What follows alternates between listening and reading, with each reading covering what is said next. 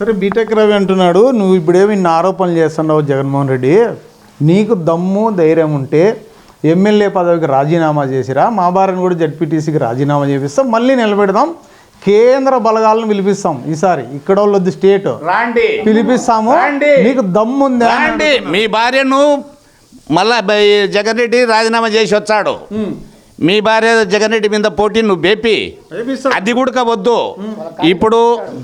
ఇప్పుడు జెడ్పీటీసీగా ఎన్నికైందని అంటున్నారు కదా బీటెక్ రవి గారు, మీరు అంటున్నారు కదా, నువ్వు ఈ 15 బూతులు జరిపించి లెక్కాచారంగా ఓటు వేయించుకొని ఎన్నికైతే మేము సంతోషపడతాం.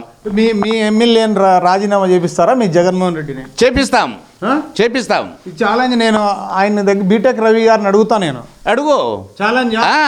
ఛాలెంజే రెడీ. కేంద్ర బలగాలతో జరపాల, ఇట్లయితే కాదు, కేంద్ర బలగాలతో జరపాల. ఏ ఊర్లో కూడా ఆ ఊరు మనుషులే ఉండాల, బయట ఊరోళ్ళు ఉండకూడదు. జరుపు. అప్పుడంతా మీరే రిగ్గింగ్ చేస్తారేమో, బయట వైసీపీ రిగ్గింగే చేయము. ఓటు అట్ట ఏరే ఓటే వేసే అలవాటు లేదు మాకు. ఎంతసేపు ఉన్నా ఓటర్తోనే ఓటు వేయిస్తాం మేము, మాకు అలవాటే లేదు, ఆ అలవాటు రాదు. బీటెక్ రవి అంటున్నాడు జగన్మోహన్ రెడ్డిని 2029 ఎలక్షన్లో ఎమ్మెల్యేగా కూడా గెలిచలేడు, అది జరగదు. మా లెక్కాచారం జరగదు. ఈసారి ఎందుకు వైనాట్ పులివెందలు అంటున్నారు? పులివెందలు లేదు, ఏది లేదు. జగన్మోహన్ రెడ్డిని ఓడించే వాళ్ళే లేరు. ఏమట్లా లేరు. ఆయన మంచితనం, ఆయన మంచితనం. అందరినీ కూడా జైలుకి వేస్తే వైఎస్ఆర్సీపీ పార్టీ తుడిచిపెట్టకపోతుంది, వైసీపీ పార్టీ అనేది మనుగడే ఉండదు అంటారు. అట్ట ఉండదు, అట్ట జరగదు.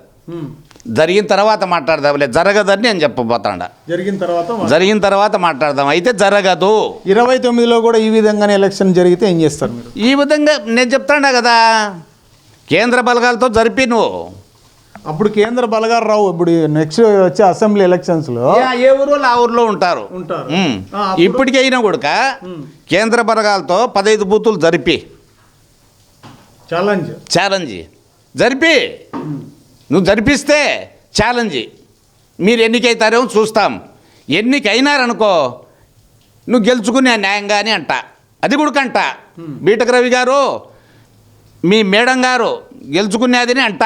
కేంద్ర బలగాలతో జరిపి ఛాలెంజ్. సరే, అయితే గుద్దుకోము, ఏ రోజు గుద్దుకోము. వచ్చే ఎలక్షన్స్ ఏ విధంగా ఉండబోతున్నాయి? 3 ఏళ్ల తర్వాత జగన్ రెడ్డి మళ్ళీ సీఎం అవుతాడు. పక్కా.